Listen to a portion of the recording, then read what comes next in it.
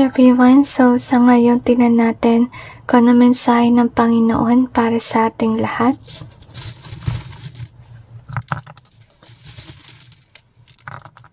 We have this one, He needs your way. We also have the cheat, He needs your way. We also have the crown here.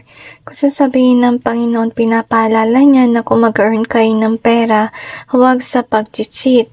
Kasi, kung sakali man galing sa nakaw yung pera nyo or sa masamang bagay, dyan lang gagaling yung iyong kamalasan with regards sa money.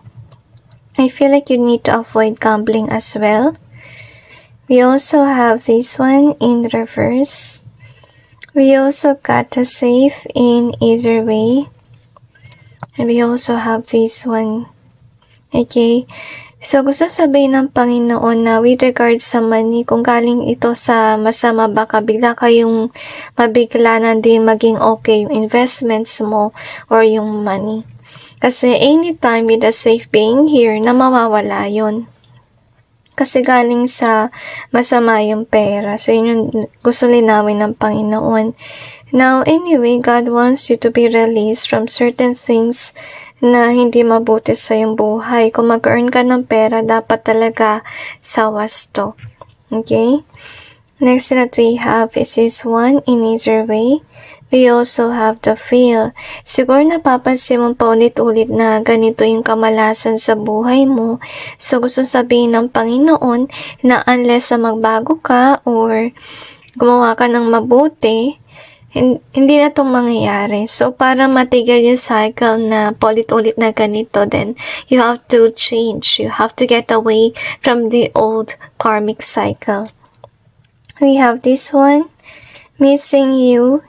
And we also have this one. Iba naman sa inyo kung hindi nyo kung hindi nyo pinakukuhanan nyo something na masama. Maybe some of you nalulung kayo sa addictions or sa, something na hindi mabuti for the money. Kaya nakakaroon ng blockage. Kaya nangyayari dito is, yun nga, ulit-ulit yung kamalasan na yan. So, with the missing you being here, so, iwasan nyo yung mag-crave.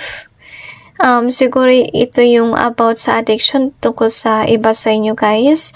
So, if ever you're aware that you have certain addictions and maybe may collection din kayo, mahilig mag-collect, iwasan nyo yung tukso. Okay? Kasi, observe yung buhay nyo kung bakit patuloy yung ganitong mga hindi maganda nangyayari sa iyong buhay, lalo-lalo na sa finances. Dahil yun guys, nilalaan mo yung money for the wrong things, okay? So, make sure that you're putting the money on the right way. Like example, you can give the money to the poor and also remember to give to God. And also, buy only practical things, okay? Be wiser. Hindi naman din masama na we buy for ourselves, pero wag naman yung sobra-sobra, yung as in meron kang collection and bili ka ng bili. Okay? Kasi, you have to observe na yung pagkokolekta, guys, addiction din yan. Kasi, hindi ka nakukontento sa kung anong meron ka. So, may tendency kang mag-crave pa ng marami. Okay?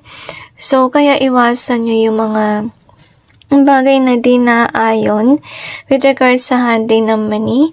And anyway, that's it guys with regards to your reading. I just hope this may give you some insight and awareness about your situation. And God bless all of you.